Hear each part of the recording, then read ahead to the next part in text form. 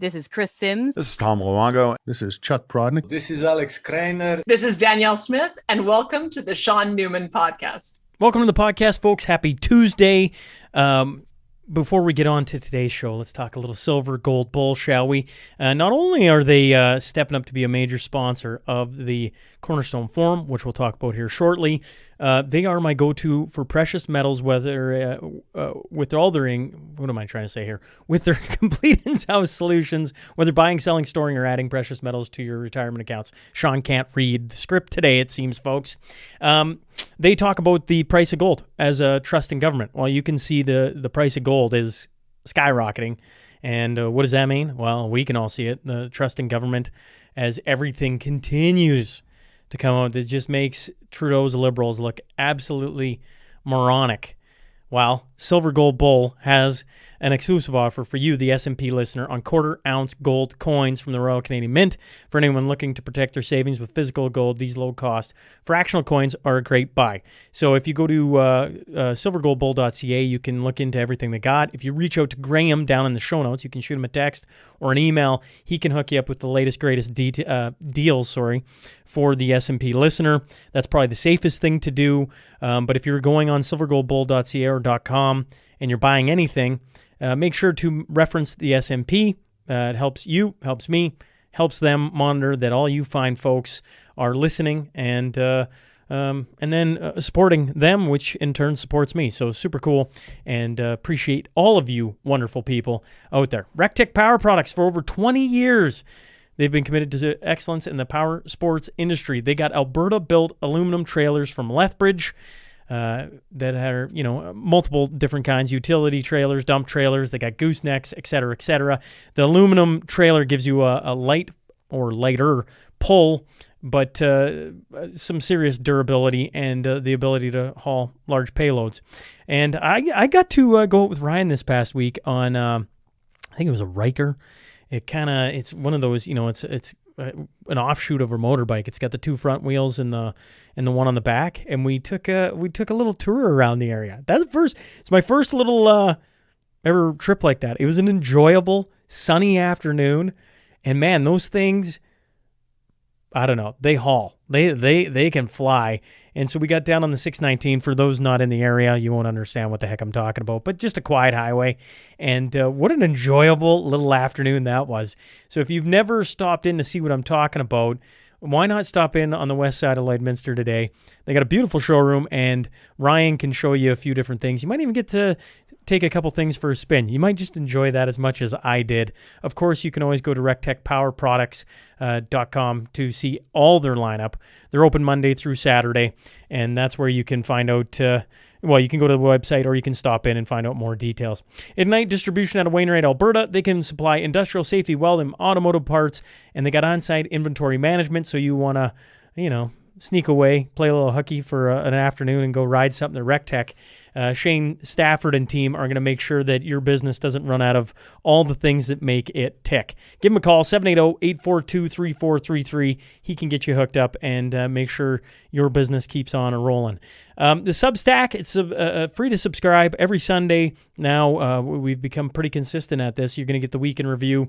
There's a paid option. We're working on a couple of different ideas. I keep saying that, but I don't want to rush anything out just yet. I want to make sure that, as we prove things out, that it's things we want to continue to do, because I want to give you value adds. And right now, the Substack, it comes out every Sunday at 5 with a week in review, a preview of next week for paid subscribers, some thoughts from myself through the week on things I've gone and done.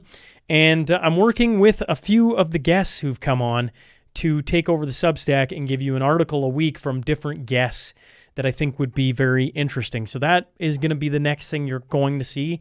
Right now, it's free. Well, it can always be free for parts of it, and we're only, sending an email a week, so it's not blowing up your inbox. So down in the show notes, go subscribe for free, folks.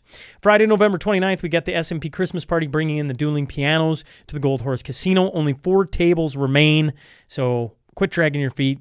Shoot me a text, and let's get those last 4 tables sold out. And, of course, the Cornerstone Forum is heading to Calgary at the Winsport for May 10th.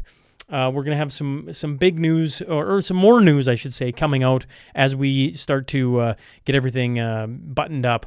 But here's some of the big news. Keynote speakers are going to include Tom Luongo, Alex Craner, Chuck Prodnick, okay? So those three confirmed. We got 2 guest hosts now, I can confirm. Chris Sims from the Canadian Taxpayers Federation and Tom Bodrovics from Palisade Gold Radio. What you can expect from the event, folks, if you didn't make the first one, is a healthy conversation about the real events happening in real time and trying to find solutions to benefit our families, our businesses, and our communities. So if that's something that interests you, we got early bird tickets right now. It'll be the cheapest you're going to find them, because every day that goes by, we're working on getting everything put together. And the closer we get to the event, we're going to slowly get rid of the early bird tickets, and they're going to go up slightly, but we're hoping to make it as affordable as humanly possible for all of you fine folks to get there, and looking forward to seeing the community come together there. I think it's going to be a super cool event, and I'm looking forward to unveiling some more speakers as we confirm. Okay, let's get on to that tale of the tape.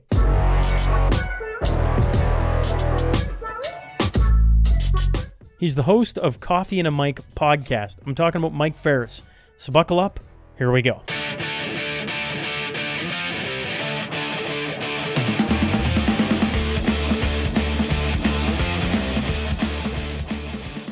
Welcome to the Shaun Newman podcast. Today I'm joined by Mike Ferris. So, Mr. Ferris, welcome aboard. Thanks for having me, Shaun. It's great to meet you, and love what you're doing. And I'm excited to talk to you. So thank you.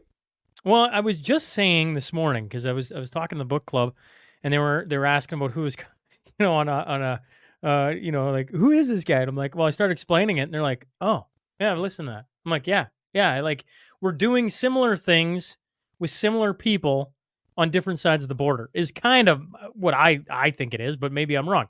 But I had Crypto Rich on here a while back, and that was a fascinating interview for a lot of people, because like, you see him interview some people, but you never really hear his voice. You get Tom and Alex or some of the others that you've had on, Dave Collum, and the list goes on. Lieutenant Colonel Stephen Murray, and there's how many episodes you up to? I'm up to 951 now, I think. Yeah. Okay. So I go, there's no point in me listing this all off to you, because there's a lot, but you get the point. But one of the things when I've been listening is like, well, I actually don't hear much about you, right? I hear about your guests, and it's like one of those things that are like, let's just invite Mike on. I invited Crypto Rich on for the exact same thing. I wanted to hear who they were so that I could get a better feel, and I could draw attention to what you're doing, because one of the things is people want to know who the host is, right? It's like, well, what's their backstory? So I guess that all being said, walk me through this, Mike. I want to start right there. I want to start with, who the heck are you? And how did you get into this this side of things, I guess? The podcasting in general, or where we're at, because you and I are in the same place, I think, with our mission statement and the people that we're talking to, and I think what we're trying to accomplish. I mean, I don't want to speak for you, but well, let's start earlier than that. I would like to know why you started podcasting in 2018, and actually, I might even take it a step further. Who were you before you ever entered into this realm? So I was always one of those guys. I'm 46, and when I was younger, I was a big Howard Stern guy. And I know he's a jerk now. He was always a jerk. I mean, he's always been the same guy. He was so good at getting conversations out of people, and I love that about him. And but back then, I mean, it was the early 2000s. You didn't have the technology, and I didn't believe in myself to want to pursue it. So you fast forward, I have a friend out here. I live in Phoenix, and he had done TV production for a long time. And he said, you should start a podcast. I didn't even know what a podcast was. I go, okay, I'll yeah. And so I had a friend help me and set it up. And I was, I was like, okay, what's my theme going to be? Like, what am I going to talk about? Like, what, and I'm like, well, I'll just do what interests me. And I've always been one of those people that likes to kind of bounce around a lot. And so when I started, it was going to be in person. I wasn't set up to do online or anything. I just thought, I love to run. So that's one of my things I enjoy doing. And so I can go to Flagstaff. That's like a mecca for Olympians that are training. So you can always find people to talk to up there. The chef world in Phoenix, I started doing that. And then I thought, I'll just go to LA. I love going to LA. anyway. And there's always people to connect with there. So, I'll go there for a weekend, hang out, do some podcasts, and that'll be fun. So I started reaching out to people. I went to high school with a couple of people in Northeast Ohio, where I grew up from, that were pretty successful in Hollywood. One ended up becoming a writer for The Simpsons, and then worked with Mindy Kaling as an executive producer. Another girl became a visual effects producer for Steven Spielberg. And I told you offline, I love boxing. So I thought, oh, maybe I can get Freddie Roach. And that's where it all started. So I was just doing a lot of that, a lot of runners. And then when COVID hit, that's when things changed, because you couldn't do in person anymore. And and then you saw the things that were evolving, and, it just didn't seem right. And I wanted to do something about that. I wanted not do something, but I wanted to talk to people just to hear those conversations, kind of where we're at. And that's when, and then started moving politically. And it's when I met my friend Christina Bob, who was working at One American News. That kind of started getting me down that rabbit hole, because I'd have her on regularly. And then she, introduced me to Rudy Giuliani and Jim Hawthorne with the Gateway Pundit. And then I think from there, then I went into the medical freedom stuff. So it started with Dr. Ryan Cole. And if you're familiar with him, be a great person to talk to. And I didn't even know, it's so funny, Shaun. I didn't even know, I didn't think anybody would ever listen to me. I don't know what your expectations were, but I was like, no one's going to listen to this. And people after Dr. Cole were like, listen to Ryan Cole. People like I knew, they were like, oh, listen to him. He's amazing. And I'm like, really? You actually listened? And it just kind of blew me away. And then, but from there, he had mentioned doctors that were, he dropped names of people that I didn't know. Because everybody at that time, they wanted Robert Malone and Peter McCullough, right? Those were the two big aces. Yeah, they just come off Rogan. And so I just started, I was like, okay, I write these names down. And it was like collecting cards. That was the joke with the doctors. I'm like, oh, I'm collecting cards. I'm trying to get the whole set here. These scientists or these MDs or whatnot. So then Molly James, I connected with her on an article that I found on the Gateway Pundit. So I'd read an article from like Zero Hedge or Gateway Pundit or Susan Free Press, and then I would try to find these people and email them, and it was a numbers game. If you ask 10 people, I thought 3 or 4 might say yes. And then I started asking people if they'd make introductions for me. So I was in high school, I was a telemarketer. That was my first job. So telemarketer, I sold copiers. So I was a bill collector in college too. So the whole cold calling and, just playing the numbers game was something that I was always pretty good at. So that's helped in this case too, because social media, Twitter is such a huge tool. So kind of a long answer, but I don't think it's a long answer. In my head, I'm thinking I find it interesting because, I didn't start the podcast till 2019, but I had the idea in 2018. So you wonder what was cooking around 2018 that got us both in the realm. And you're the list of people you take before COVID. I'm like, oh man, that sounds just fascinating. I want to interview everybody you just brought up. I'm like, it'd be so much fun. That's what I started this for was fun and entertainment and honestly trying to. I remember I was interviewing tons of hockey players, and I just thought if I could pull out the lessons they've learned from hard work and dedication and how to respect people, and that'd be good for kids to hear. Not only myself, but you could learn some things from athletes, because I grew up as an athlete and traveled the world as an athlete, and it got me a lot of different places. But even the numbers game, I it's an uncomfortable world to be told no, but at the same time, you start playing the numbers game. It's like, listen, if I email 10 of these people, even if one emails me back, that's one more than if I don't do it. And so you just start doing that, and then collecting cards, that's great. That's a great way to look at it. I called it building my resume, because if you get Peter McCullough, and then you get Dr. Malone, now that becomes part of your resume. I got McCullough and I got Malone, and then there's a whole list of other cards that you could collect, to use your words. I find the trajectory. Honestly, I find the trajectory, Mike, really similar, I guess, which is interesting to me. And it's interesting that you land on Tom and Alex around the similar time that I'm landing on Tom. It's different spots, different places, but similar timelines, I guess. Yeah, Tom, I I discovered on Twitter. I truthfully didn't know much about him, and it was crazy at I don't think I've told him this, but he's coming back on this week, so probably I'll tell him. But I did not know what his popularity was at that time. I had no idea. That was the thing with me too with all this. I mean, when I was in sales, when I was cold call people, copiers years ago, you had to walk into offices never knowing what it was. I didn't do research on companies. I just like, all right, let's just go in, see what's there. You could look at an exterior of a building and think, oh, there's nothing in here. But you could walk in and be like, oh my God, there's all this opportunity. And that's always been my approach with even just reaching out to people. I'm like, I'll read a little bit, see what and then reach out. And I did not know Tom's popularity. I mean, they love to listen to him. But I connected with him. I found him, it must have been through Jim Kunstler. And Jim Kunstler, have you had him on yet? Yeah, I have. Yeah. A while back. Okay. Yeah. So I talk to Jim pretty regularly, and I have him on quite a bit. And I found his article on Citizen Free Press. Went on his website. His phone number was listed. I called him and we chatted. That was like 3 years ago, I think. And that's where you go, is it that easy, folks? I'm like, it's that easy sometimes. Sometimes you get lucky like that, right? And people love to talk to Jim or love to hear Jim. And he's a super interesting guy, But that was what led me down the road with Tom. I think that's how I found Dave. It's funny, Dave comes on here all the time, and we've been doing a lot of joint shows together. I call it Coffee and a Column.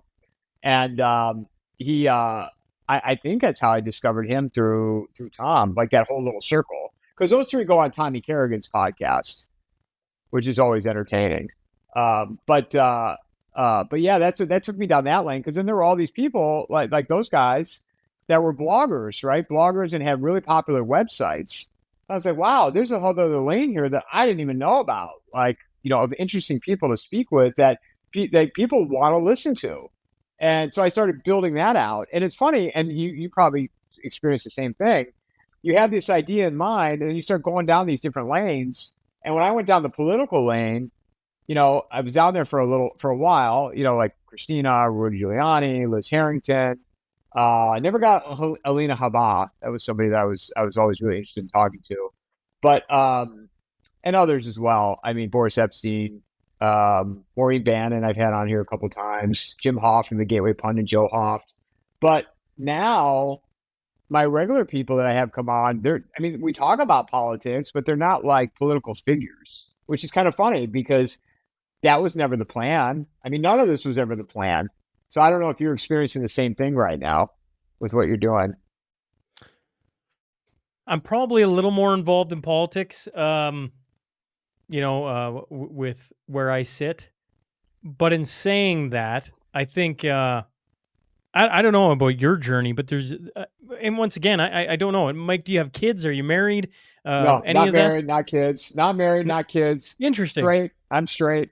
Yeah, people have asked that before. In fact, there was a conversation with Ahmad Malik, if you know Ahmad Malik out of UK, and he just flat out was like, he's like, straight, gay. I'm like, no, I'm straight. Why aren't you married? Why aren't you married? I'm like, I don't know, man. It just didn't happen. It didn't happen, or it hasn't happened yet. It could still happen, but yeah. So I chuckle with that because. Well, at least he's, sometimes being direct is the best course. No, you can just move on. It was just funny. He caught me off guard with that, so I thought it was funny. Well, I guess I don't know about your journey. My journey is it's had ebbs and flows, almost seasons, if you would. So I drug my feet with COVID for quite some time because we were talking about it a lot, but I was talking sports, and one of the things with sports is, even though it was life lessons and more philosophical conversations, if you would. One of the things that I'd been hammered in my head as an athlete is you don't talk politics and you don't talk religion. And so I just stayed away from, conversations that actually matter, probably, right? We're not talking about real events in real time. And eventually I just stopped because I had a couple doctors in the studio and I was under the kind of the thought process that we were just going to get through it, right? We're going to get vaccination rates to, at one point, 60%, and they'd open things up and we'd carry on with life. Then I was 70, and I was like, okay, 70. And so I was I was watching it. I was very naive. And so the first thing I think a person goes to when you start paying attention is, well, we got to get this government out, right? So I've when it comes to politics, I stumble into that well before I stumbled into Tom and Alex and Dave Collum and the list goes on and on and on. And I still talk to, I just had the premier, which would be similar to the governor of your state in studio. I don't know what that was, 3 weeks ago, maybe something like that. So I still actively am involved in politics, but I'm staring at the world, and the conversations you're having with Lieutenant Colonel Stephen Murray or Tom and Alex, for that matter, are the ones that I think everyone's paying attention to right now, because they're trying to see where we're going. And I don't know if anyone can truly understand. Maybe you got a better insight than me. Yeah, I mean, I go on base, the people that I've spoken with, and I saw you and you had Stephen Coughlin on, right? Yes, and I had Stephen Coughlin, yeah. I just had him on last week, man. What a fascinating guy. Yes, I mean, yes. my head was spinning after that conversation. Well, I mean, I said after I was done it might have been one of the most important interviews I've done, because, well, he got talking about dialectical warfare. He got talking about a bunch of things I'd heard before, but I thought he did at times a very cryptic way of doing it, and at times a very brilliant way of explaining how you get caught up in the two-party system or the narrative of the news cycle, or on and on and on. And he's, like you say, Mike, I agree. He's a very interesting man. Well, and where I was going with that, I'm using Michael Yan. Have you had Michael Yan on too? I haven't yet. Nope. Okay. He'd be a great one to get on. But he uses the term go sit at the kids' table. And I've actually used that now in terms of when people talk about abortion or, these trivial issues that they're clinging on to.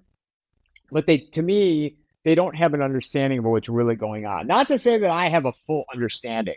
And then you listen to Steve Coughlin and you're like, man, I get it. But then I had no idea what's going on. That was my takeaway. I'm like, oh, I get it. I don't understand anything anymore. I have to reset myself to all these are narratives to get us all in the same umbrella.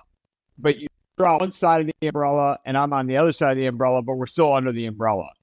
And, so I'm not optimistic of where we're at, where I think this is going. I hate to use the word black pill, because when you say black pill, that means you're don't get out of bed in the morning. And I do, I get out of bed, I do this, I run, I live in society, but I'm not optimistic where we're at. I don't think an election is going to fix this. Well, where do you think we're going then? I mean, you're 900 plus episodes. I get told all the time, you talk to, I'm talking about myself, what people say is you talk to interesting people all the time, more so than anyone that they know. And I look at you and I go, well, the same can be said about you. You get to talk to all these fantastic minds who are staring at this problem, probably have a greater insight than most Americans, and further out than that. Where do you see, where are you sitting right now? Like when you sit here and you're like, well, what would you say? In terms of what, like the election or the economy, or let's go okay, let's go election first. We're 20 some days away. You go, well, no, let's start there. Because this has been my biggest fear ever since Trump got shot, ever since I've done a few different roundtables and had different people on, is the next month is this window in time where, as it gets closer and Trump is still in the lead, or it looks to be, and et cetera, the tensions get tightened just ever so slightly, or maybe rapidly. So let's go the next 30 days until whoever wins the election. So I think it's a really good question. I first of all, I think that the next 30 days, this is going to continue after 30 days. And even when whoever is inserted into the White House, because that's what I think or installed, this chaos is going to continue. And if people have expectations that it's going to stop after, I don't see it. And it reminds me of 2020. Remember New Year's Eve? People on social media, they're like, "Oh, goodbye to 2020. Bring on 21." Like that, like the chaos was over, and it was anything but over. And this is going to be the same thing. In fact, I think things are going to accelerate as time goes on. Excuse me. But in terms of the election itself, I expect her to win. And I think for a couple of reasons. One, people might disagree or agree, but they cheated in 2020. And you don't have to be a rocket scientist at this point to see that. With the mail-in ballots, the ballot harvesting, the Dominion machines. I mean, I had a guy on that was doing an analysis in the state of Georgia in 2020, and he was telling me, like, I could have went into Fulton County where Atlanta is, cast my vote, and then it would appear in a different county with a different selection. I mean, and he didn't get access to everything in 2020 either. So, they did a recount, but it was like a controlled recount. You know what I mean? Like that was one of those conversations where I'm like, well, okay, so it doesn't sound like this was not, they didn't do it the way you should have. They should be giving people full access, and they didn't. And the courts, they had all these cases go in, they all got shot down. Supreme Court didn't want to hear it. And then 22, I mean, Arizona where I live, they stalled. The Secretary of State certified her own election to become the governor. I mean, when is how is that normal? She didn't recuse herself during the election. She certified her own election. And it took them, I don't know how many days after to complete the count. And the same thing, lawsuits, all these suits came in, shot down. Well, I look at 24 and nothing's changed. I know our Harmeet Dillon just got appointed the election integrity attorney for the GOP in Arizona last week. But I mean, we're a couple weeks away from the election. I don't know how much you can change things at this point. Nothing in the process is different. So I don't expect the outcome to be any different. I mean, we've got, 40 million plus new illegals in this country here now. And I mean, if people don't think that they've been registered to vote, you're naive. So you've got that. I don't know if the Dominion machines, if that was ever straightened out. I mean, it wasn't in Arizona. Nothing has changed in the process here in Arizona, as far as I know. So, I think it'll be really, really close. That's what they'll do. They'll make it so, so close. And I think she'll be installed. I had Martin Armstrong on a couple weeks ago, and he was talking about he would ask Socrates on the stinking show, and it showed Trump winning 60-40. Now, once again, what do you make of that? I don't know. How long ago was that? 2-3 weeks, roughly. It's been in the last month. Okay, because I had him on 2 weeks ago now, I think. It was in September, right at the end of September. Now you're making me second guess myself, because I feel like he said that Kamala was going to win, but maybe I could be wrong. I tell you what he said though is no matter what. Sorry, no matter what the election, the outcome, the other side won't accept it, and then he felt that unrest will come from that.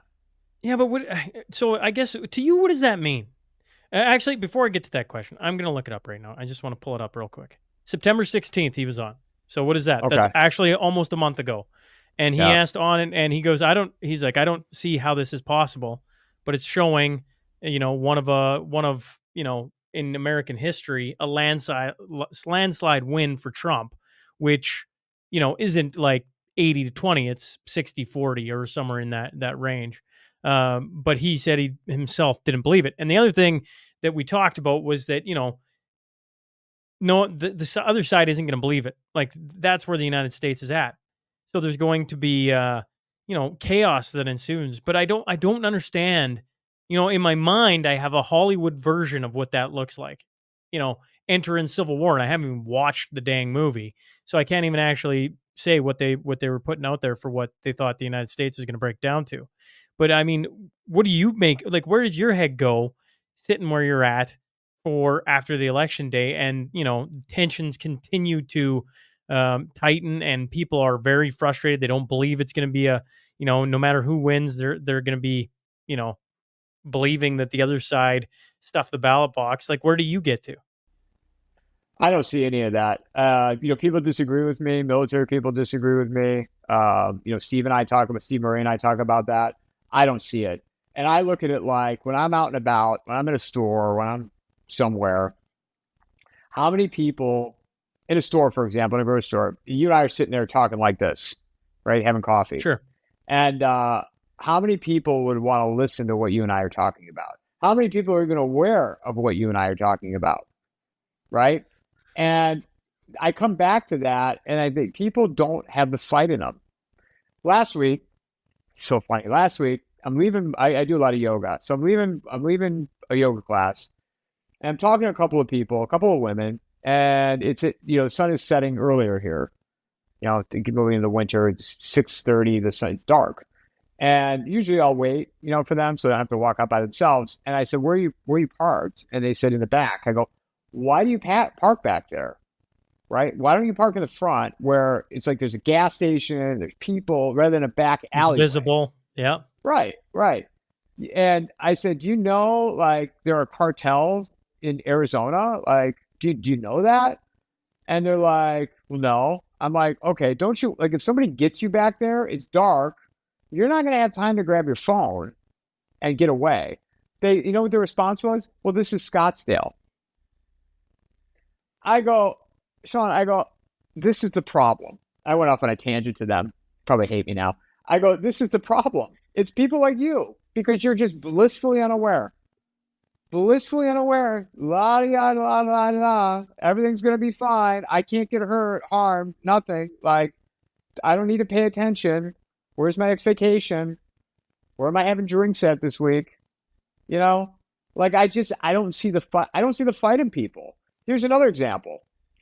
In where I grew up, a town called Strongsville, and I think a suburb outside of Cleveland, 40, 50,000 people. Nice community. Nice, a good place to grow up. Still a good place to live.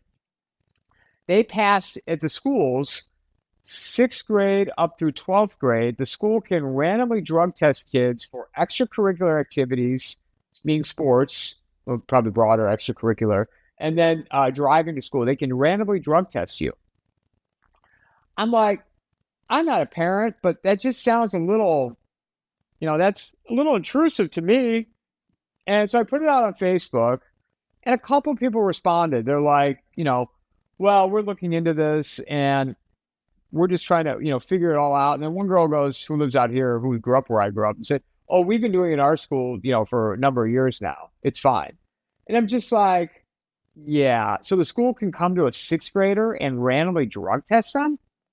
Like, you don't have a problem with that? Like, I mean, am I wrong here? Like, so it's like these types of things, but yet these same people, they have drinks all the time. Browns football, they're very mad, upset about the Browns losing, right? Like, those are the things that get you in a bad mood. Not the fact that the state has come in and they can randomly drug test your kid. So I look at all that, I'm just like, people just don't get it. They just don't get it.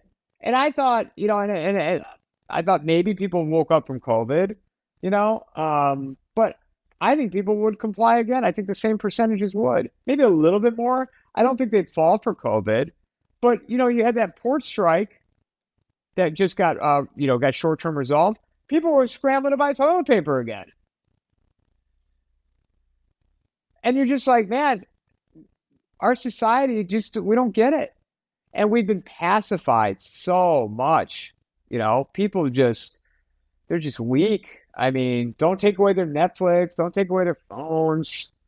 I mean, you could have the Second Amendment all day long, but didn't really help in COVID. People just surrendered. They complied. It's funny you say they surrendered and complied, and I think you don't know what surrender and comply looks like, because here in Canada, it was surrender and comply. But maybe I'm, like it's different levels of that, because we looked at parts of the States and went, we all want to be there because of what went on here in Canada. Like here in Canada, it was surrender and comply. It was wild, wild times to go back and think about. And it's interesting to hear Americans talk about surrender and comply when that's, to my eyes, I mean, was there places that revolted sooner and better and didn't go into the, certainly, but I don't know, maybe, you're the guy sitting in it. Yeah, I mean, I can't compare it to Canada. I mean, I've always felt with my experience with Canadians, because a lot of them will come down here and buy property in Phoenix, and Sure. this is a hot spot for them. So I would, randomly, be out and talking to people. And I worked in banking in my previous life, so you come across Canadian investors that people have been living here for the winter, and I feel like the reoccurring theme I'd always hear is how trusting they were the government in terms of, oh, our healthcare system, it's socialized medicine. You go in, you don't have to pay for anything. And I didn't hear too many negatives about it. It's one thing that like always stuck out to me. And but yet they'd come here for like specific types of procedures or surgeries, right? They'd fly into the United States for it if they had the means to do it. So I always feel like the Canadians, to me, they're very trusting of their government, kind of like Australia or New Zealand. Everything's fine until it's not fine anymore. And maybe here it's and again, I'm correct me here, because obviously I don't live in Canada, but here people are some are less trustworthy. I think our history is all built around the Constitution and the Second Amendment, First Amendment as well. That's why they're trying to take down the First Amendment, because if you take down the First Amendment, it's a lot easier. It's kind of, the Second Amendment is not as meaningful if you take out the First Amendment. But this country was built on guns and being able to defend yourself. So maybe that's where the differentiator is. Well, we talk lots about how, Americans fought for their independence. So that's in your collective history. We were granted our, I don't even know, what am I calling it, folks? Fictional freedom? Like, it's like we're still beholden to the monarchy, for Pete's sake. We're this country that, listen, if you would ask me 5 years ago, maybe even less, if I trusted the government to have my absolute best interest at heart, I probably would have said yes. Oh, yeah, for sure. Absolutely. I would have too, Shaun. I would have too. And here we sit. Attention to this stuff, did you? I mean, I didn't pay attention to stuff like I do today. What got you paying attention? It was COVID. What part of COVID all of a sudden had you locked in going, wait a second, that doesn't make any sense? It was two things. Well, it was three things. One, in the beginning, I actually, I didn't know, I was like, oh, they shut Vegas down. I mean, that's serious. Like, you could have a heart attack on a blackjack table and they wouldn't even shut that down. So they're like close to the casinos and stuff. Like, you could die really right next to your spot, and they'll hold your spot for you. I don't think they'd close out the table, let alone yeah. So when they shut the casinos down, I was like, Jesus, maybe this is real. And so initially I was like, okay, maybe I need to take this more seriously. People were calling me trying to, not intimidate, but like, you need to take this more seriously. I'm like, okay, maybe I'm wrong. I'm like, this just doesn't sound right. And it was a couple things. A friend of mine in healthcare explained something to me about the classification of deaths, which later came out. And so I saw that. And then when I saw Governor Pritzker of Illinois, his wife snuck down to their second home in Florida. It's like right at the beginning of April, end of March, something like that. And it was on the news. And when they asked him about it, he's like, well, there was a time when politics and personal life didn't mix, and I'd like to go back to that. And that was all he said. And I'm like, bitch, non-violently took over the country. Like, they literally just hoodwinked the whole United States. And then I read an article where they were saying, and I never kept the article, and I wish I would have, but I can't find it now. But they were talking about how basically, if the country surrenders to a 2-week lockdown and then another 30-day lockdown, it will never be the same. It will never go back to what life was like before. And when I read that, I was like, oh, this is it. This is it. Because it was right after that April. We're going to shut down for the month of April. And that's what I knew. I'm like, oh, this is it. They nonviolently took over the country, and life will never be what it was before COVID. So, yeah. And yeah. You guys are, oh man, you're trillions upon trillions of debt. When I asked, what do you see coming in the, in the near future, and you asked, well, what do you mean? Okay, I'll change gears on you then, because you're talking about, well, I don't see civil war, because honestly, people don't get what the heck's going It's just on. too late, and they're just too lazy. People are lazy. People are fat. People. I mean, it is. It is what it is. Look at. I say this kind of tongue in cheek, but it's true. I used to weigh. I'm only 5'5". I used to weigh 280 pounds. I sit around today. I don't know. 150. You used to weigh 285 pounds at 5'5". 280, just under 280. Yeah, just under 280. Okay, you're a big boy. I was huge. Yeah, I was huge. I was a 42-inch waist, and those were tight on me. Yeah. And I never, I went up. How long ago was this? How long ago? That was in 2009 and 2010. So what snapped for you that you changed? Because obviously, you're $150 now? Is that what you said? $160? Yeah. No. Like around 150, 151. Okay, so you're $150. You run all the time. You've mentioned. So what Every happens day, back in 2009 that you're like, I got to change something? Well, I couldn't button my top button on my shirt. They had an executive at the bank I was working at the time, and he drove up to our location, and I couldn't button it up to get the tie on. And so that was like a really low moment. But I had ups and downs. I had ups and downs in terms of like doing better, and then, would go backwards for a bit, and start drinking sodas again and whatnot. So it wasn't really. I mean, last year I was actually back up to 200. I was down to 160, 170, and then I was 200 middle of last year. And my conversation with Ahmad Malik, which he'd be a good guy to have on your show, UK freedom doctor, and he had said to me, he's like, what'd you eat today? And he started grilling me. First, he was grilling me about if I was straight or if I was gay, in a funny way. But then it was like, what'd you eat today? I'm like, man, I'm in the hot seat. Like, and I was telling him, listen to all the things I had eaten. And he said, you can't be an anti-vax person and eat like shit. Pardon my language. Eat bad food. Sorry. Okay. Is it okay to swear in here? It certainly is. Oh, okay. So I eat terrible food. And he was right. I mean, I can't eat Doritos and then be like an anti-vaxxer, because that food is just terrible for you. So I started down that path of just increasing my meat consumption, eating big salads, and then at the beginning of this year, I went carnivore. And then I went off carnivore for a little bit, and now I'm back on. I've been on carnivore for, I don't know, like 3 months or something. So yeah, but I look at things totally differently now, like in terms of the way I eat and stuff. Like things I thought were okay back then, I just don't have anymore. A treat for me is like to have some cheese, Parmesan cheese or something. Pretty good. But I don't drink soda. I was a big sugar, cookies, brownies, pumpkin bread, right? This is pumpkin bread season. I just stay away from all that now. I don't drink alcohol anymore. Yeah. How long you been off alcohol? It'll be a year and a half. But it wasn't one of those things where I was like, I could take it. I could take it or leave it. When I was younger, I drank a lot, but I could take it or leave it. It was the cookies and the brownies and those types of things that would really I was eating a lot of that. But so getting back to it, it's like, and not to, anybody could do it, but we've just become so lazy and we don't hold ourselves accountable for anything. And people still have a lot to lose, and they're not going to risk anything if they feel like they have a lot to lose. So I don't see a civil war coming in November or December.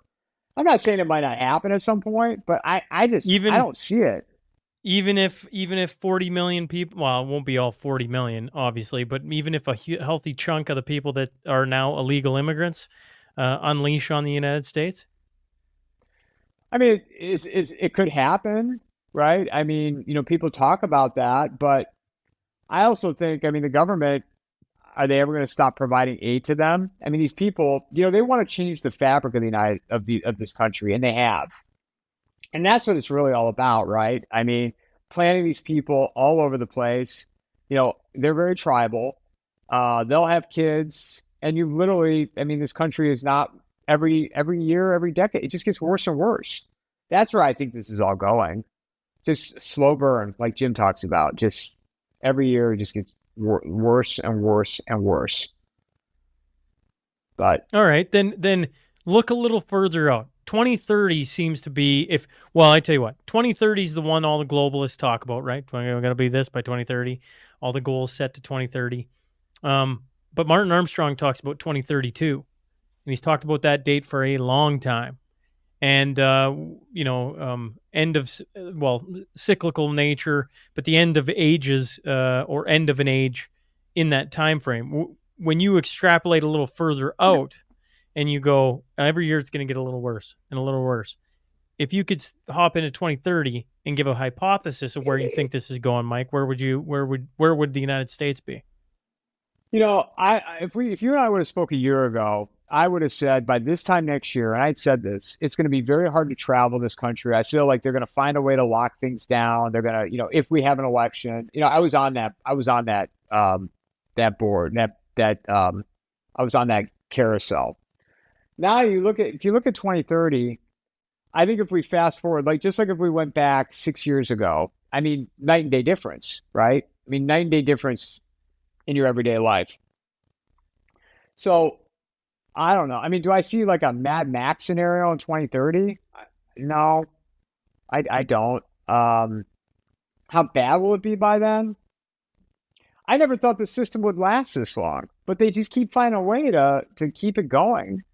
So, I mean, I agree with, people say we're at the end of the empire, but that empire, it's a big system. It can go for a long time. I mean, it could be another 20 years before we have a full out. Could be another 200 years. Could.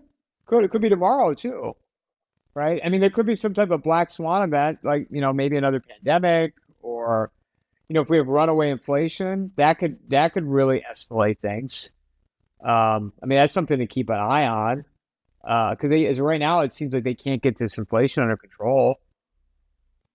I mean, it's not rising as quickly, but things aren't cheaper. They're not back to the pre-2020 levels, Trump era.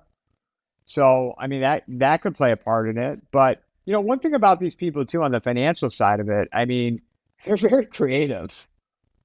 They're very creative how they can keep this thing afloat. Because there's no way it should have ever lasted this long. What do you think? Well, I just play out several scenarios, and I go that I never thought they'd shoot Trump. I honestly didn't think that. So I guess I still am. I'm the eternal optimist. Like, we can still turn things around. That good people can hear these conversations and good things can come out of it. And I'm not saying that the planet needs saving, just that like something maybe better can come out of what we're currently in. So I never thought they'd shoot Trump. But Luongo, Craner, and others had talked about it so much. And when it happened, I was almost like in this surreal moment in time. I can't believe that just happened. And I'm good friends with some military people here in Canada, kind of like yourself with guys in the States. And I was sitting in Boise, Idaho, at a hotel. And it was on the news. Like, it was literally, you get up for breakfast at the hotel and you go down for continental breakfast and you're sitting there and it's playing on the news and everybody's just talking. And I, like being where I sit, I probably had like 50 texts that morning saying, holy crap, right? It was the morning after, I guess.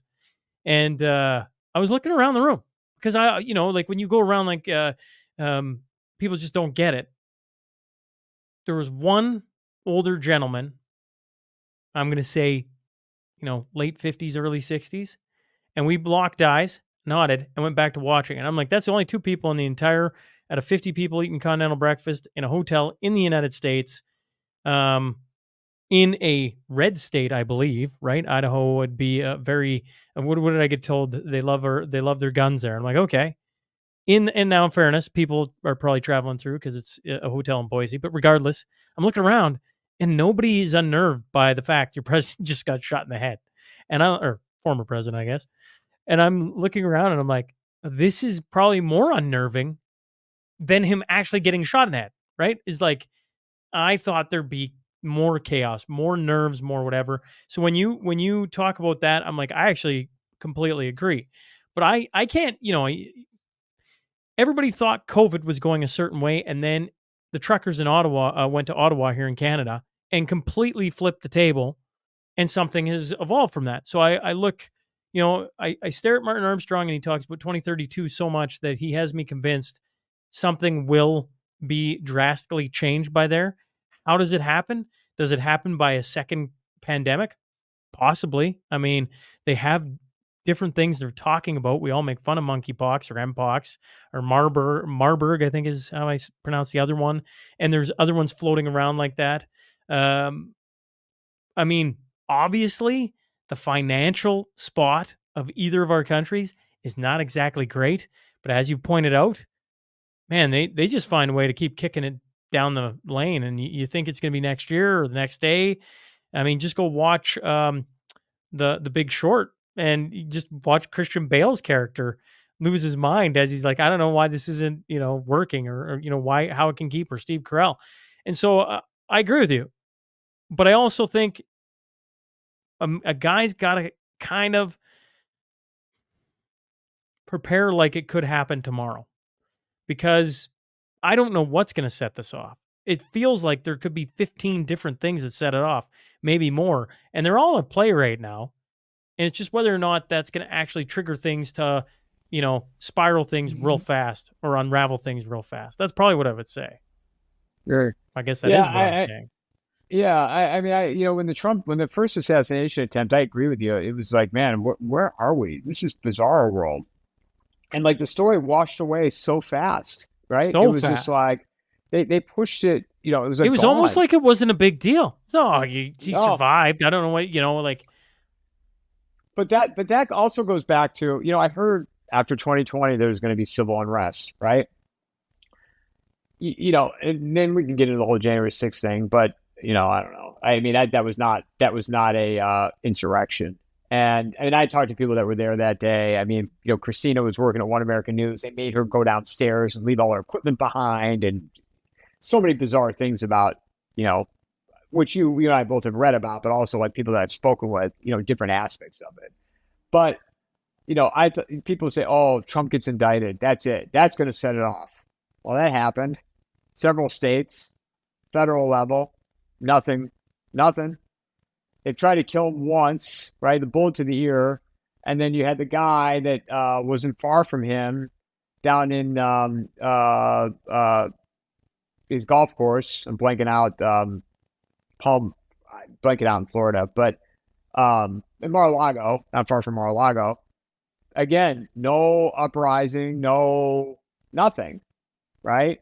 So these things aren't happening. Is this another stolen election going to just set people off? I don't see it. I mean, I'm just looking, at prior events. Now, Western North Carolina and that hurricane damage, that could have set some things off. That something like that. In fact, I was even thinking, I'm like, God, could this be a trigger? Because you prevent people from visiting their loved ones. That's a whole different ballgame there. Well, versus stealing an election. The big thing that's come out in Canada here just this past week. So we had a big forest fire in Jasper. I'm not sure if you're familiar with Jasper or that neck of the woods in the mountains, but it's a big tourist destination, right? Beloved by Albertans. It's just like this iconic place to take your family in the mountains, et cetera, and a big forest fire goes through. And, lots of tinfoil hat or conspiracy theorists come out with all these different theories on, the government did this and this and this, and this happened, and they weren't allowing this in, and on and on and on. Well, everything that was pretty much said is now pretty much verifiably true in our government. So they stopped doing prescribed burns because they were worried about how it would look with the population that they were burning forest down. even though it helps stop giant forest fires. They stop logging. And I've had different people come on from the logging industry to talk about why that, it may look poor, but it actually prevents a forest fire from doing exactly what it was. Then the latest has been they had roughly 50 firefighters show up with trucks and everything to help prevent it, and they wouldn't allow them in. And this is now on record, and it just keeps getting worse and worse and worse. And our own government is doing it. And you go, so is that nefarious? They wanted Jasper and other places to burn down so they could push the climate agenda and that? Or is it where we're at as a nation and we're so ineptly stupid with all of our red tape and rules and, oh, you can't go in the fire unless you sign the waiver and you have insurance and we can't have that and we can't pay, instead of just going and putting the stupid fire out, right? It's this, it reminds me, I read Atlas Shrugged through the summer on the road trip we did through the States, and DEI for us is exactly what they're battling in that book, and Ayn Rand wrote that, in the 50s, and DEI, we're just seeing it. Like New Zealand had this past week had the $100 million shipping vessel run into the reef and burn and sink in 15 minutes. Had a lesbian captain. And I'm not saying lesbians can't be great naval captains, but we all know that's a DEI hire. We all know that she was put there because of how it would look, and then boom, the ship hits a reef, and you lose $100 million vessel off the coast of New Zealand. You're like, this is happening everywhere. So is it nefarious? Is it nefarious plus stupidity? Or is it this idea, I don't know, because I stare at this and I agree so much with what you're saying. Because are we going to all of a sudden have hot war? It's gonna go kinetic like that. Every military guy I said figures at some point it goes kinetic. But me and you sit here and interview all these people, and you go, but how does it ever just get there? Until probably one day just goes, and I don't know what that looks like. I probably don't want to know what that looks like. No, for sure not. I mean, when people use that term civil war, it's I've had opportunities. I never got on recording, but you talk to people that have been in countries where the government's collapsed, like they've been there before, during, and after, and it's absolutely terrifying. Hopefully I can get on a recording one of these days, even just for myself to go back and listen to it. But the whole idea of kinetic civil war, they don't need to do that, right? I mean, and that's the thing with the government here in the United States. They're like the mob. They have big tech, so they want to target you and I. First of all, we're small enough. They could just, Rumble could cancel us. YouTube could, step on the back of our neck. And that's it. We're done. So they can debank us. They could turn off our credit cards. Those types of things are going to be more impactful without them ever having to fire a shot. So how do you take down, institutions like that? That's where I don't get the whole guns to the street type of thing. It's like, okay, all right, I got my AR. I'm in the center of the street. Now what am I going to do? What am I going to do? Where am I going to shoot at? An empty building? Right? You're going up against a machine that includes big tech. You cannot defeat that. Not in a conventional way. So that's why I just don't see a type of civil unrest. Not in the short term. So where are you putting your focus then? Like where does Mike, if you don't foresee that coming, but you do foresee economically the States is in tough, for a myriad of reasons, as is Canada, folks. And you look at the political atmosphere and you just looking at all the different things, and you could go, down the black pill route and never get out of bed, but you've already, pointed out, well, I'm not there. Where do you put your... How long, sorry to interrupt you, but how long can you lay there for? Right? Like, lay in bed and just ponder all day? Like, just stare at the ceiling? I don't know. I mean, you got to get out of bed, right? And see what's going on. I agree. I guess I've never been black-pilled enough to I think there are... I think we've been really conditioned to look at things in such short-term ways. I think when I started interviewing doctors and lawyers, professors, etc., I was thinking in terms of like months. We'll be out of this in months. and they'd all stare at me like I was, probably stupid. Which back then I was pretty naive. Yeah, And that's not stupid though. I'm cutting you off again. I don't. That's not stupid. I mean, I was at that place too. Where I thought that I'm like, oh, there's a better road ahead. There's a better road ahead. And I'm not saying at some point there might not be a better road ahead, but you just have to look at where we're at, right? I mean, I did a conversation with Rudy Havenstein and Dave Collum the other day, and they were talking about, Rudy was saying, well, I'm hopeful, and I've come to really hate that word now. I hate that word hopeful because to me, I mean, it's fine if you feel that way, but like, okay, that's not a strategy though. Let's look at where we really are, right? I mean, we're objectively, where are we at? And you look at all the institutions in America, you're just not voting your way out of this, right? The Department of Education, our healthcare system, Department of Justice, Department of Defense, the FBI, the CIA. And it's not, I'm not saying there's not good people in those agencies, certainly, but at the top level, they're so rotted to the core. You can't salvage it. The whole thing has to come down and be rebuilt. Now, what would a rebuild look like? That's what the architects are. The good guys might not be overseeing the reconstruction, but no one's going to allow that to come crumbling down without a fight. And, so that's why I don't think we're there yet. And we will get there. I mean, it is collapsing. Every year it gets worse and worse and worse. But, when will the kind of the bottom or the floor, when will that occur? And that's, what we were talking about earlier. I don't know. When you look at Donald Trump surrounding himself with RFK Jr. and Elon Musk and Tulsi Gabbard and JD Vance, and I don't know, the list goes, it seems like it goes on and on and on. Are you at all, and I'm gonna use the word so I can annoy you, hopeful that they could walk in and actually do something, or you're just like, there's no way? No, I mean, look, Trump could possibly buy some time, but this whole idea of like people think he's a savior and like he's going to make all these problems go away. I mean, the problems are much bigger than that. I've been very critical of him, to be honest with you, this go around. I don't. There's things that he's doing that I just don't like. What are some things he's doing? Yeah, what are some things he's doing? I don't like the whole pro-choice thing. I don't like the fact that Melania last week, promoting her book, makes it a point to say it's, woman's body, woman's choice. Because all the Republicans ever do is compromise and pander. And they become this worthless I don't even know what the Republican Party is anymore. They're just worthless. Worthless. So that's one thing. Do you I might be just shifting gears. Apologies, folks, for my brain today. Do you think it's high time for a politician or, whatever, a new type of politician maybe, where they just stop pandering?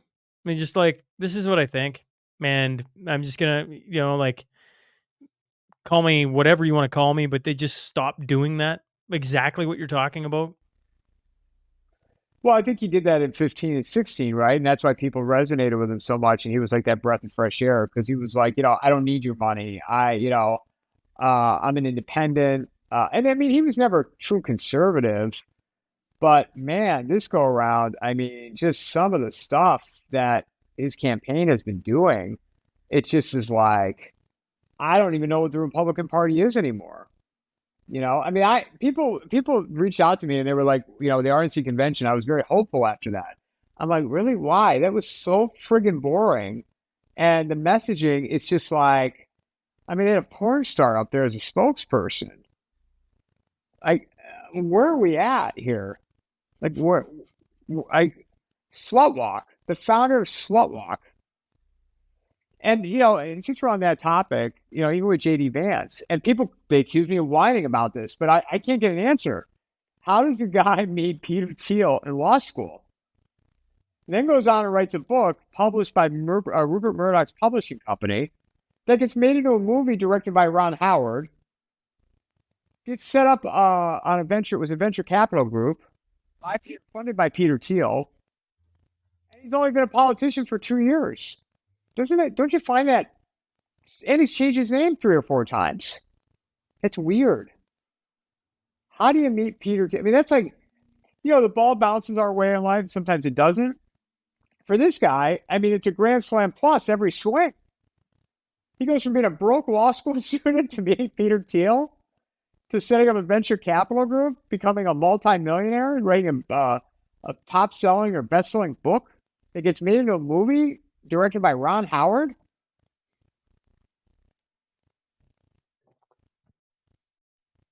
Right? I mean, that's weird. Well, you just go, there's more to it than that, right? I mean, the Democrats, or in our case, the liberals, don't have the only playbook out there, right? Like there's a playbook or a series of levers that can be pulled, maybe. And they both pull them, or they both do it. I mean, so when you point out JD Vance, it's like, I don't know. It doesn't shock me at this point. I'm just like, like the guy who's about to be our next prime minister. Okay, I mean, unless you go down kind of what you were talking about with, I just, I don't see these things, this carousel of events playing out that people hop on. I'm kind of off that. I look at Canada and I go, well, our prime minister right now, Justin Trudeau, is probably the laughing stock of the entire world. Even the WEF, who put, like that have got him as their ace in the hole, is going, oh man, just stop talking. You're killing us here. You're making us look like fools. The next guy in is Pierre Poilievre. And like, I don't mind Pierre Poilievre, but at least I can sit there and go, I don't know. He's a poll, like, if the entire country is for something, he's going to be for it. If the entire country is against something, he's probably going to be against it. And in the meantime, he's a great speaker, but I've come to learn that it doesn't matter how good of a speaker you are as a politician. Those are probably the most dangerous because they're, they can talk their way out of problems over and over again and put everybody back to ease. Oh, yeah, we'll put everybody back to ease. We'll put everybody back to ease. And yet we stare at where we're at in this world and we're like, I don't need that anymore. I just need to be, but once again, maybe I'm the oddity. Like I just need plain English to walk in, tell it like it is. Okay, fair enough. That sucks. Move on with life and let's carry on. But politicians, the best speaking ones, which we're about to have in Canada, still supports Ukraine and in the Russia-Ukraine war.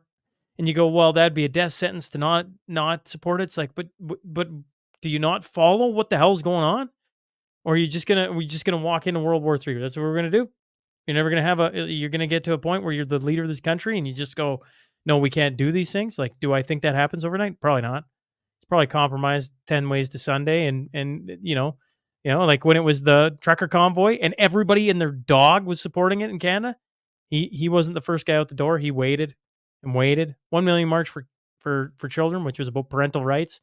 He told all of his people not to comment on it. You're like, this is going to be our new leader of the free Canada. Is he going to be better than Justin Trudeau? Oh, for sure. Is Trump going to be better than Biden if he gets in? For sure. But like what you're talking about, is it just putting the brakes on what's happening for a few extra years? You're probably closer to the mark than most. Well, and even, Trump makes these promises like they all do. Oh, tax cuts. Okay. But they're not going to stop spending. They're never going to stop spending. And the deficits are so beyond, it doesn't even matter anymore. It's monopoly money. He's talking about drill, baby, drill. We're going to drill oil. Okay. You can't do that in a week. It's not a light switch. You can just flick it.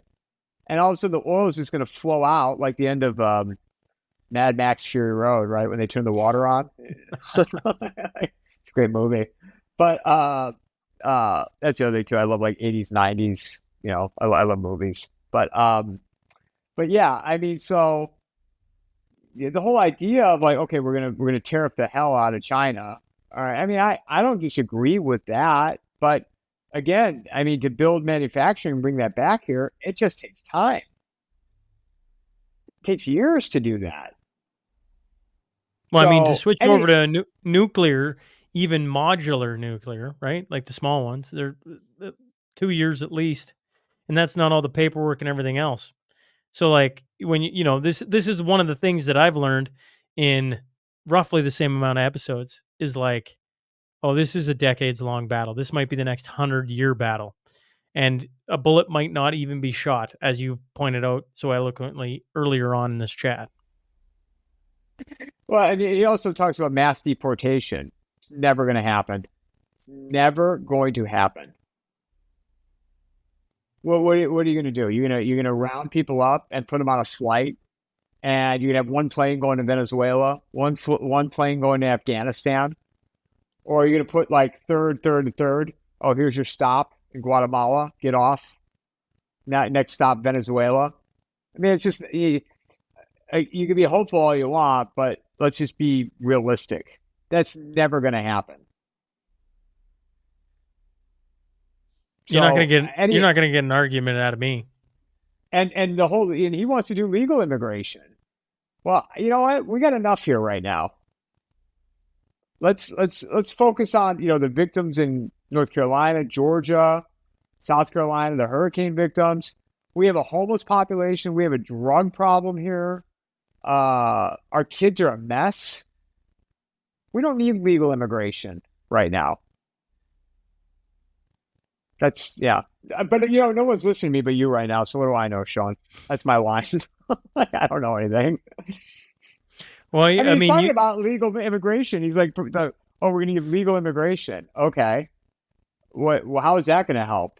It's not going to help me. It's not going to help individuals that are struggling.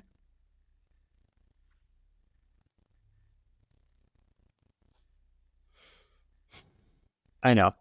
Not trying to bring you down. No, you're not. But you're not bringing me down. I find it very. I actually find. Honestly, none of what you says really shocks me.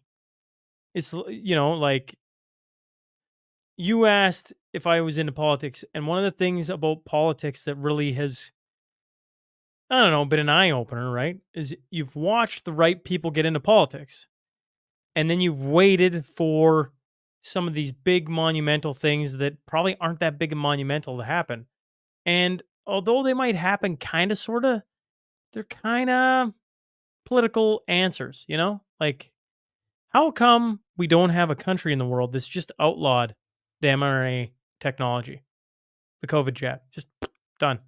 How come, like, we don't have a jurisdiction or a country or something, like, start to just like open up the, North America, the United States is, Canada is just as bad as the United States for obesity and like what's going on and how many people are on different drugs and the pharmaceutical companies and on and on and on. And yet, like, when you talk about people having their head in the sand, these are the big things that are going on and people are just kind of like, oh, it's not that bad. Or they don't notice it, or they just write it off as other things. I don't know. I keep waiting for a politician to walk in and do that. That was probably the biggest surprise I had because I just assumed that would happen, especially after COVID, especially after the truckers went. I just thought those things would happen really fast, and that has been anything but. Yeah. That was one of the most inspiring things, man, when the Canadian truckers did that. I wish it would have happened in America first, obviously, because, living here. But when I saw that they did that, I said, wow, finally the people, and it just shows the impact that the people could have if they just woke up and had a set of balls on them, But also, I mean, it's, as you were, some of the things you were describing, it put an idea in my head of like, 2020, I was on the campaign. I thought the military would come in. I never read the QQ or any of that stuff, but like I thought military would come in and, they'd clean out all the bad people and Trump would stay in office and, that didn't happen. And then it was, the Durham report, the infamous Durham report, right? Came out, nothing, resulted in nothing. Then they did the audit here in Arizona with the cyber ninjas. Summer 21. Nothing came of it. The Attorney General, Mark Brnovich, didn't do anything with it. Trying to impeach Biden. never tried. Fauci, right? When the Republicans took over the House, Fauci was going to be the Capitol more than anybody. Yeah, what's going on with him? Nothing. Nothing. He's enjoying his pension and probably large speaking engagements. So it's like all these things. It's like, what else do I have to go on right now? Right? I mean, it's just, these institutions to me, they're just so far gone. With a couple minutes left here before I let you out, I was thinking before we started, I had Stephen Murray on, and he scared the crap out of me. I was like, he listed off about 4 dates about possible, like terrorist attacks and everything. I was like, holy crap, right? It was the first time I'd ever had him on. I'd listened to you guys talk, but for some reason, listening to somebody talk and being across from him in the chair is just two different things. Probably you would agree, I hope. And I don't know, where I was thinking this morning is it almost seems quiet right now. Like there's this lull. Even though the election's right around the corner, even though you got Iran who let off a bomb, possibly nuclear, in the middle of somewhere, and it showed up on seismic, and then the attacks going back and forth between Israel, and it seems like every country in the Middle East right now, and you got all this filibustering, sorry, and then right now it just seems almost quiet. Almost like you're in the eye of the storm and you don't realize it. But I don't know. Or am I wrong? Does it seem quiet to you on your end? Maybe it's louder than ever. Yeah, I wouldn't say it's quiet. It's just very weird to me out there. But then I think to myself, I'm like, well, you and I pay attention to this stuff more closely than most people. So it's more amplified to us that it just seems, and especially, I think for me, it's like you've been talking about the election all year, where you think it's going to go, and outcomes, and who is going to be the nominees, and we're getting to a point where we're here, right? And we're gonna know the results very, very soon. I mean, I've had stretches where it felt very uneasy to me. And like with the pager blow up, when Israel did that was very uneasy to me, because and Steve and I talked about this, and Steve pointed this out, that crossed a new red line of warfare. And then the fact that people were celebrating that, right? They were celebrating these pagers blowing up, and it wounded almost 3,000 people. I wasn't celebrating that. Like I'm never gonna call on people to like kill other people. Like that just is crazy to me. And yet, so it's just, that was like, that was just very, very uneasy. And then you saw Iran's response. And, it seems to be, there's still like kind of saber rattling, I think, but nothing, substantial. So yeah, it's kind of a wall right now, but then you're just waiting for what's next. Right? Like does it shift over to Russia, Ukraine, or does it go back to the Middle East on that front? What's going to happen? I said all these things I think are going to happen, but I don't know. The election, I think it's going to be a crazy period, and people are going to get jostled. They're going to get torqued and turned, and people are going to get very nervous and scared, and it's going to be rough. It's going to be rough, and you're not going to have the results that night. Not based on 2020 and 2022. It's not going to be a clean, we'll know that night. They're going to start pushing the winner that night. Similar to in 2020, remember Brett Baer called Arizona for Trump and they weren't even done counting. But yeah, so. Well, I appreciate you hopping on. I know we got time commitments today, so I'm going to make sure I get you out of here relatively on time. And appreciate you hopping on, Mike. Keep up. Like, honestly, if you haven't tuned into Coffee and a Mike and some of the conversation, I just think on this side, some of the guests people like, if they flip over to your channel, they're going to see a similar guest list. But I always say probably with a little bit more of an American tinge to it, which is for obvious reasons, right? And I don't know, just keep up doing what you're doing, and appreciate you hopping on today and coming and having a chat, and let's not make it the last. No, for sure. I'd be happy to come back anytime. And then I think it'll be great when we flip the script and you can come on my show. We'll chat it up and, see where the world's at. So thank you for having me. And you know, and yeah, we have similar guests, but different approaches and different perspectives, and I think it's great. So, congrats on everything you're doing, and like I said, I can't wait to talk to you on my show. That way, I'll be the captain of the ship. Sounds good, Mike. Thanks again for doing this, and